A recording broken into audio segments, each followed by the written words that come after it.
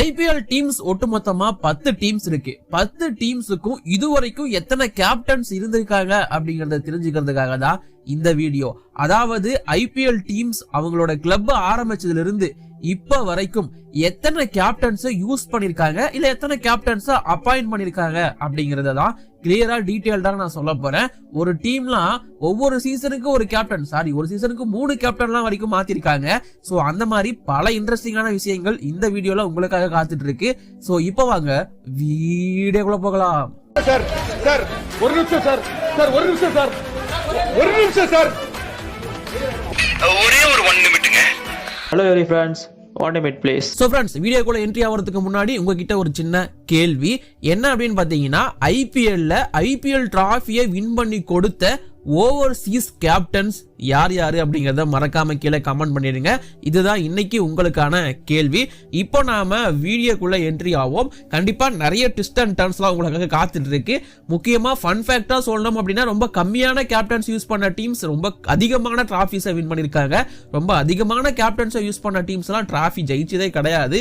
S, நான் first கம்மியான captains use பண்ண டீம்ஸ்ல இருந்தே போயிடுறேன். ஃபர்ஸ்ட் டீம் வந்து பாத்தீங்கன்னா லக்னோ சூப்பர் ஜெயண்ட்ஸ் இதுவரைக்கும் 3 கேப்டன்ஸ் மட்டும் தான் யூஸ் பண்ணிருக்காங்க. சோ இது இப்பதான் புதுசா உருவாக்கப்பட்ட கிளப். பட் அதுக்குள்ளேயே 3 வருஷத்துலயே 3 கேப்டன் அப்படிங்கிறது கொஞ்சம் அதிகம் தான். சோ அந்த 3 கேப்டன்ஸ் யார் அப்படின்னு பாத்தீங்கன்னா, KL ராகுல் அவங்களோட பிரைமரி கேப்டனா இருந்தாரு. சோ இப்ப கிடையாது. லக்னோ சூப்பர் ஜெயண்ட்ஸோட கேப்டன் KL ராகுல். அண்ட் அது மட்டும் இல்லாம குர்னல் பாண்டியா அவருமே டீமை லீட் பண்ணிட்டு இருந்திருக்காரு ஒரு சில மேட்சஸ். சோ குர்னல் பாண்டியாவும் ஒரு கேப்டனா லக்னோ சூப்பர் ஜெயண்ட்ஸ்க்கு இருந்திருக்காரு. அண்ட் தென் இப்போ கேப்டனா இருக்கிற பிளேயர் வந்து நிக்கோலஸ் பூரன் அப்படிங்கிறதும் கூடுதலான விஷயம். சோ இந்த 3 அப்படிங்கிற கவுண்ட் டவுன் ஐபிஎல் 2025 அவங்களோட 4வது வருஷத்துல 4 கூட மாறலாம். என்ன சொல்ல வரேன்னா, ரிஷப் பண்ட் கேப்டன் ஆகிறதுக்கான வாய்ப்பு கூட அதிகமா இருக்கு. சோ இப்போ வரைக்கும் 3, ரிஷப் பண்ட் ஆனார்னா 4. அடுத்து இவங்க கூடவே என்ட்ரி ஆகி இவங்கள மாதிரியே டிராவல் பண்ணிட்டு இருக்க இன்னொரு டீம், இவங்களோட பிரதர் டீம் குஜராத் டைட்டன்ஸ் பொறுத்த வரைக்கும் இவங்களும் 3 வருஷத்துல 3 கேப்டன்ஸ் யூஸ் பண்ணிருக்காங்க. இன்ஃபேக்ட் 2 வருஷம் ஹர்திக் பாண்டியா தான் ஃபுல் கேப்டனா இருந்தாரு. பட் ஹர்திக் பாண்டியா இல்லாத சமயத்துல ரஷித் கான் வந்து டீமை லீட் பண்ணிருப்பாரு. சோ ஹர்திக் பாண்டியா and ரஷித் கான் 2 பேருமே டீமை லீட் பண்ணிருக்காங்க. So 2 captain. அண்ட் இப்போ கரண்ட் ஜிடியோட கேப்டன் வந்து சுப்மன் கில். சோ ஒட்டுமொத்தமா 3 கேப்டன்ஸ் அவங்களும் யூஸ் பண்ணிருக்காங்க அப்படிங்கிறது கூடுதலான விஷயம். அடுத்ததா ரொம்ப கம்மியான கேப்டன்ஸை யூஸ் பண்ண டீம் வந்து சென்னை சூப்பர் கிங்ஸ். எஸ், 2008ல இருந்து இப்போ வரைக்கும் ஆடிட்டு இருக்காங்க. இடையில 2 வருஷம் ஆடாமலும் இருந்தாங்க. பட் 4 கேப்டன்ஸ் தான் இது வரைக்கும் அவங்க யூஸ் பண்ணிருக்காங்க. அந்த 4 பேர் யாருங்கிறது உங்களுக்கு ஆப்வியஸா தெரிஞ்சிருக்கும். மகேந்திர சிங் தோனி, MS தோனி, தல தோனி அவர் தான் first choice and first preference for captain. ரொம்ப காலமா ஒரு கிளப்பை வந்து கேப்டன்சி பண்ண பெருமை வந்து தலைவனாவே சேரும். சோ MS தோனி தான் ஒரு பயங்கரமான கேப்டன் சிஎஸ்கேவை பொறுத்த வரைக்கும். அது இல்லாம சுரேஷ் ரெய்னா வந்து டீமை லீட் பண்ணிருக்காரு. ரெய்னா வந்து பாத்தீங்கன்னா 2010 2019 சொல்லிட்டு அப்பப்போ ஒரு போட்டி தோனி இல்லாதப்போ வந்து டீமை லீட் பண்ணிருக்காரு. சோ ரெய்னாவும் இந்த கேப்டன்சி பொறுப்புல வருவாரு. அண்ட் தென் 2022ல ரவீந்திர ஜடேஜா வந்து டீமை லீட் பண்ணிருப்பாரு. சோ பாதி சீசன் தான் பண்ணிருப்பாரு. 8 போட்டி ஐ திங்க் அவ்வளவுதான் பண்ணிருப்பாருன்னு நினைக்கிறேன். அதுலயே நிறைய லாஸ் வந்து ஆனதுனால கேப்டன்சியை வந்து திரும்பவும் தோனி கிட்டே கொடுத்திருப்பாரு. சோ ஜடேஜா ஒரு கேப்டன். அண்ட் இப்போ சென்னை சூப்பர் கிங்ஸோட கேப்டன் வந்து ருத்ராஜ் கெய்க்வாட் 2024ல இருந்து. சோ அதனால சிஎஸ்கேக்கு இதுவரைக்கும் 4 கேப்டன்ஸ் இருந்திருக்காங்க. அடுத்த டீம் வந்து பாத்தீங்கன்னா ராஜஸ்தான் ராயல்ஸும் இதுவரைக்கும் ரொம்ப அதிகமான கேப்டன்ஸ் எல்லாம் யூஸ் பண்ணல. 6 கேப்டன்ஸ் தான். ஃபர்ஸ்ட் சாம்பியன்ஷிப்பை வாங்கி கொடுத்த ஷேன் வார்னே வந்து கேப்டனா இருந்திருப்பாரு. 2011 வரைக்கும் 2008ல இருந்து 11 வரைக்கும் ஷேன் வார்னே தான் கேப்டன். அண்ட் தென் 2008ல அப்பப்ப ஒரு சில மேட்சஸ் பண்ணாரு. பட் 2015 11க்கு அப்புறமா ஷேன் வாட்சன் வந்து டீமை லீட் பண்ணிருக்காரு. வார்னேக்கு அப்புறமா இன்னொரு ஆஸ்திரேலியன் ஷேன் வாட்சனுமே ராஜஸ்தான் ராயல்ஸ் லீட் பண்ணிருக்காரு. அது இல்லாம ராகுல் டிராவிட் வந்து ஒரு சில சீசன் வந்து கேப்டனா இருந்திருக்காரு. 12-13 அந்த சீசன்கள்ல வந்து ராகுல் டிராவிட்டுமே கேப்டன்சி பொறுப்பு அப்படிங்கிறது அவர்கிட்ட இருந்திருக்கு. அண்ட் தென் ஸ்டீவ் ஸ்மித் எல்லாருக்குமே தெரியும். எனக்கு இப்போ வரைக்குமே ஸ்டீவ் ஸ்மித்தோட கேப்டன்சி ரொம்பவே நல்லா ஞாபகம் இருக்கு. 14ல இருந்து 20 வரைக்கும் நினைக்கிறேன்.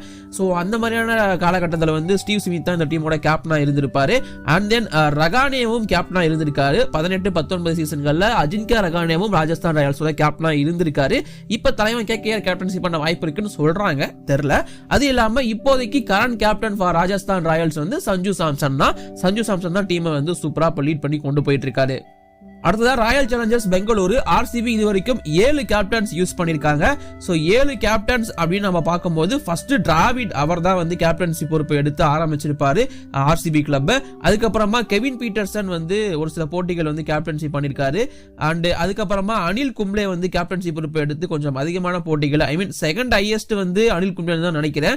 சோ அவருமே கேப்டன்சி பண்ணிருக்காரு. And then Daniel Vettori New Zealand வெட்ரான் spinner, so அவரும் ஆர்சிபி டீமை கேப்டன்சி பண்ணிருக்காரு. அண்ட் தென் விராட் கோலி தான் ஆர்சிபி ரொம்ப காலம் கேப்டன்சி பண்ணவர். இப்பதான் ரீசெண்டா அவர் வந்து கொடுத்திருப்பாரு. அதுக்கப்புறமா ஷேன் வாட்சன் 2017 காலகட்டத்தில் ஒரு 3 போட்டி வந்து கேப்டன்சி பண்ணிருக்காரு. வாட்சன் அங்க ஆறாருக்கும் கேப்டன்சி இங்கேயும் பண்ணிருக்காரு. அண்ட் இப்போ கரண்ட் கேப்டனா இருந்த பிளேயர் வந்து ஃபேப் டு பிளஸிஸ். சோ அவர் தான் வந்து 7வது கேப்டன். ஆர்சிபிக்கு இந்த வருஷம் ஒரு புது கேப்டன் ரஜத் பட்டிதரும் வர வாய்ப்பு இருக்கு 8வதா, இல்லாட்டி விராட் கோலியை திரும்பவும் கேப்டன்சி பொறுப்பு எடுக்கவும் வாய்ப்பு இருக்கு. சோ இப்போதைக்கு கவுண்ட் 7. அதுக்கப்புறமா defending champions Kolkata Knight Riders இதுவரைக்கும் 8 கேப்டன்ஸ் அவங்க யூஸ் பண்ணிருக்காங்க. ஃபர்ஸ்ட் வந்து பாத்தீங்கன்னா தாதா கங்குலி அவர் தான் கேப்டன்சி பொறுப்பை எடுத்து டீமை லீட் பண்ணியிருந்தாரு. கங்குலி தான் first captain. And then Brendon McCullum அவரும் கேப்டனா இருந்திருக்காரு. கேகேஆர் பொறுத்த வரைக்கும் ஒரு நல்ல கேப்டனாவே இருந்திருக்காரு. அண்ட் தென் கௌதம் கம்பீர் 2 டிராஃபியை வாங்கி கொடுத்த ஒரு captain for Kolkata Knight Riders. So கம்பீரும் கேப்டன்சி பண்ணிருக்காரு. அண்ட் தென் ஜாக் காலிஸ் ரொம்ப ஃபேமஸான ஒரு பிளேயர், கேப்டனாகவும் இருந்திருக்காரு கேகேஆர் பொறுத்த வரைக்கும். அண்ட் தென் தினேஷ் கார்த்திக்கும் கேப்டனா இருந்திருக்காரு கேகேஆர் பொறுத்த வரைக்கும். 2 சீசன் ஐ திங்க் அவர் கேப்டன்சி பண்ணிருக்காருன்னு நினைக்கிறேன். அது இல்லாம திரும்பவும் கேகேஆர் வந்து ஓவர்சீஸ் பக்கமா போனாங்க. மோர்கன் வந்து கேப்டனா அப்பாயிண்ட் பண்ணாங்க. சோ அவருமே டீமை செமையா லீட் பண்ணிருப்பாரு அவர்கள் வந்து கேப்டனா இருந்த காலகட்டத்தில். அது இல்லாம ஸ்ரேயஸ் ஐயர் உங்க எல்லாருக்குமே தெரிஞ்சிருக்கும், இப்போ சாம்பியன்ஷிப் அடிச்சு கொடுத்த பிளேயர் அவர் தான். சோ ஸ்ரேயஸ் ஐயரையும் அவங்க கேப்டனா வந்து அப்பாயிண்ட் பண்ணியிருந்தாங்க. அண்ட் இதற்கு இடையில அப்பப்போ வந்து நிதிஷ் ராணாவும் கேப்டன்சி பண்ணிருக்காரு. சோ நிதிஷ் ராணாவும் அவங்களோட கேப்டன்சி லிஸ்ட்ல இருக்காரு அப்படிங்கிறது கூடுதலான விஷயம். கேகேஆர் இதுவரைக்கும் 8 கேப்டன்ஸ் அப்பாயிண்ட் பண்ணிருக்காங்க. ஐபிஎல் 2025ல மேபி அது 9ஆ கூட மாறலாம். இன்ஃபேக்ட் அஜின்கே ரகானே கேப்டன்சி பொறுப்பு எடுத்தால் கண்டிப்பா 9 மாற வாய்ப்பு இருக்கு. பட் கேப்டன் யாருங்கிறது மட்டும் வெயிட் பண்ணி பார்ப்போம். அடுத்த டீம் மும்பை இந்தியன்ஸ் இதுவரைக்கும் 9 கேப்டன்ஸ் யூஸ் பண்ணிருக்காங்க. ஃபர்ஸ்ட் இந்த டீமோட கேப்டன் வந்து சச்சின் டெண்டுல்கர் உங்க எல்லாருக்குமே தெரிஞ்சிருக்கும். சோ டெண்டுல்கர் தான் ஃபர்ஸ்ட் அந்த கேப்டன்சி பொறுப்பை கையில எடுத்து ஆரம்பிக்கிறாரு. அதே தொடர்ந்து ஷான் பொல்லாக் வந்து அப்பப்போ கேப்டன்சி பண்ணிருக்காரு அப்படிங்கிற மாதிரி சொல்லியிருக்காங்க. 4 மேட்ச் ஐ திங்க் இது வரைக்கும் பண்ணிருக்காருன்னு நினைக்கிறேன். அது இல்லாம ஹர்பஜன் சிங் இந்த டீமை லீட் பண்ணிருக்காரு. அதாவது எப்பெல்லாம் கேப்டன் இல்லையோ அப்பெல்லாம் கேப்டன்சி பொறுப்பு எடுத்துப்பாரு. சோ ஹர்பஜன் சிங்கும் இது வரைக்கும் கேப்டன்சி பண்ணிருக்காரு மும்பை இந்தியன்ஸுக்கு. இது இல்லாம டிஜே பிராவோ உங்களுக்கு சர்ப்ரைஸா இருக்கலாம், பட் டிஜே பிராவோ மும்பை இந்தியன்ஸுக்கு கேப்டன்சி பண்ணிருக்காரு. இது இல்லாம ரிக்கி பாண்டிங் அவரும் கேப்டன்சி பண்ணிருக்காரு. ரிக்கி பாண்டிங் மும்பை இந்தியன்ஸோட கேப்டனாவும் இருந்திருக்காரு அப்படிங்கிறது கூடுதலான விஷயம்.